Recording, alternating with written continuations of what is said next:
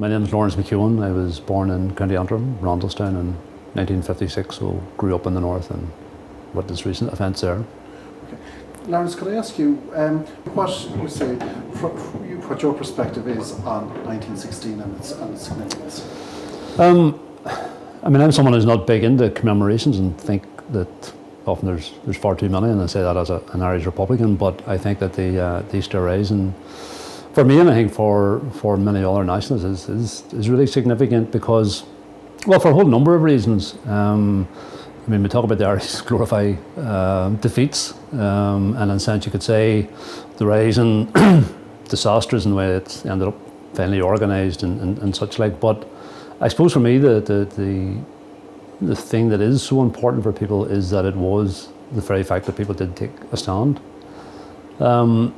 And I'm also very interested in, and it's not just going back to that period, but I find similarities with the current contemporary situation, that the number of organisations, cultural groups like the GAA, Gaelic League, organisation of workers, Connolly and such like, all of those events and social movements that were going on just prior to it, even in the arts and the poetry and drama and such like. So there's like a searching for the soul of Ireland and what it was. And at the same time then occurring at the time when there is like an imperial war going on and that battle of ideas and such like. So I think, for me anyway, it was like without getting too mystical about it, like the essence of what it was to be Irish and taking that stand and saying, no, we do want independence, separation, we want to create our own destiny.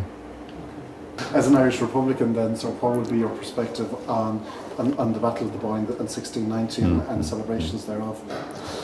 Well, for me, as an Irish Republican and growing up in the north, I suppose my identification with it is more in the sense of how it's celebrated. As someone who grew up in the north and seeing orange parades and many of them not contentious at all, but then seeing others that are very contentious and seeing that ongoing situation right to the present day where there's a demand to march through nationalist duties, and it's very much, for me, associated with 1690 because I think the Orange Men themselves associated with it.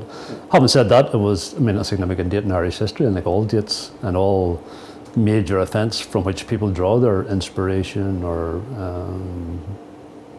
they look back on it as something that is fatal to them, then I think it is very important to look at it. But again, probably as an Irish Republican, I see it really as an English war fought on Irish soil, and it had more to do with, I suppose, more like European forces of power and such like, rather than a simplistic thing of Catholics and Protestants. But I think unfortunately still today it's seen in that way as a victory, as an element of supremacy. But you find that behind the scenes it's more than just this battle of King Billy and White Horse, which of course you never had because it would have stood out in war, but that's the myths again that grew up around such events. So I think it is important to explore it.